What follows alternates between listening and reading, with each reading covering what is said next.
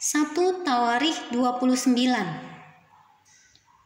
Sumbangan untuk pembangunan bait suci. Berkatalah Raja Daud kepada segenap jemaah itu, Salomo anakku yang satu-satunya dipilih Allah adalah masih muda dan kurang berpengalaman. Sedang pekerjaan ini besar, sebab bukanlah untuk manusia bait itu, melainkan untuk Tuhan Allah.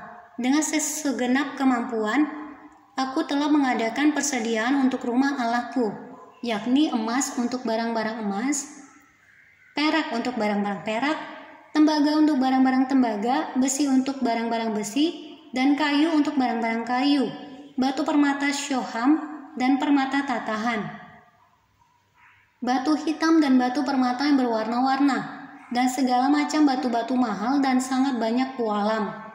Lagi pula oleh karena cintaku kepada rumah Allahku, maka sebagai tambahan pada segala yang telah kusediakan bagi rumah kudus, aku dengan ini memberikan kepada rumah Allahku dari emas dan perak kepunyaanku sendiri, 3.000 talenta emas dari emas Ofir dan 7.000 talenta perak murni untuk menyalut dinding ruangan, yakni emas untuk barang-barang emas dan perak untuk barang-barang perak, dan untuk segala yang dikerjakan oleh tukang-tukang.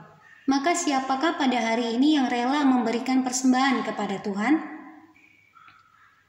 Lalu para kepala puak dan para kepala suku Israel, dan para kepala pasukan 1.000 dan pasukan 100, dan para pemimpin pekerjaan untuk raja menyatakan kerelaannya. Mereka menyerahkan untuk ibadah di rumah Allah 5.000 talenta emas dan 10.000 dirham, 10.000 talenta perak dan 18.000 talenta tembaga, serta 100.000 talenta besi. Siapa yang mempunyai batu permata menyerahkannya kepada Yehiel orang Gerson itu untuk perbendaharaan rumah Tuhan. Bangsa itu bersuka cita karena kerelaan mereka masing-masing, sebab dengan tulus hati mereka memberikan persembahan sukarela kepada Tuhan. Juga Raja Daud sangat bersuka cita.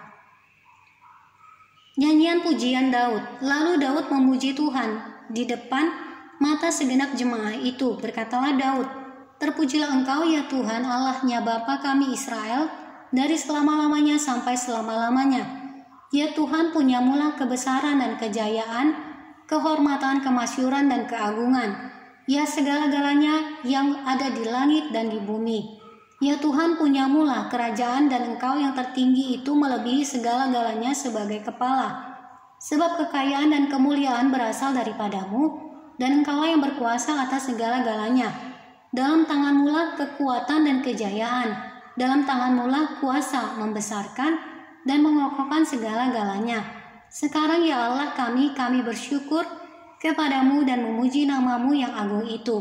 Sebab siapakah aku ini dan siapakah bangsaku sehingga kami mampu memberikan persembahan sukarela seperti ini? Sebab daripadamulah segala-galanya, dan dari tanganmu sendirilah persembahan yang kami berikan kepadamu.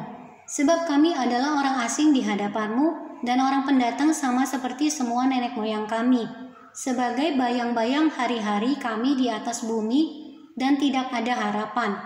Ya Tuhan Allah kami, segala kelimpahan bahan-bahan yang kami sediakan ini untuk mendirikan bagimu rumah bagi namamu yang kudus adalah dari tanganmu sendiri, dan punyamulah segala-galanya.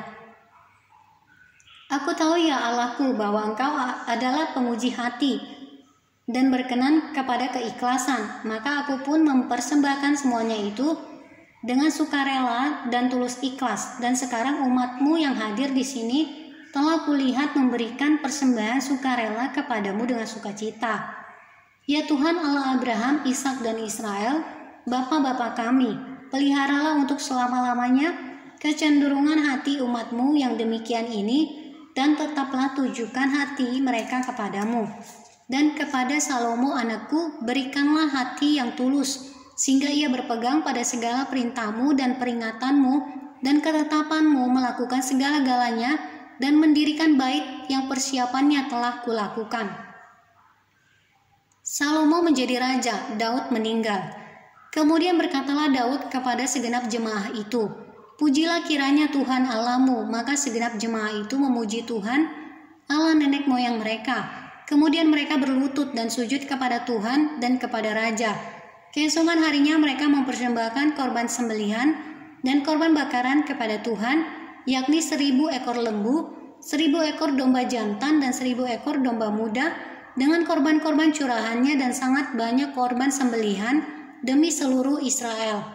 Lalu mereka makan dan minum pada hari itu di hadapan Tuhan dengan sukacita yang besar. Kemudian menyatakan untuk kedua kalinya Salomo anak Daud sebagai raja dan mengurapi dia bagi Tuhan sebagai raja dan Zadok sebagai imam. Kemudian duduklah Salomo sebagai raja, menggantikan Daud ayahnya. Di atas tahta yang ditetapkan Tuhan, ia mendapat kemujuran, sehingga setiap orang Israel mendengarkan perkataannya. Lalu semua pemimpin dan pahlawan, juga semua anak-anak Raja Daud, mengakui kekuasaan Raja Salomo. Tuhan membuat Salomo luar biasa besar di mata seluruh orang Israel, dan mengaruniakan kepadanya keagungan kerajaan seperti tidak pernah ada pada semua raja sebelum dia yang memerintah atas Israel. Demikianlah Daud bin Isai telah memerintah atas seluruh Israel. Ia memerintah atas orang Israel selama 40 tahun. Di Hebron ia memerintah 7 tahun, dan di Yerusalem ia memerintah 33 tahun. Kemudian matilah ia pada waktu telah putih rambutnya. Lanjut umurnya penuh kekayaan dan kemuliaan. Kemudian naik rajalah Salomo anaknya menggantikan dia.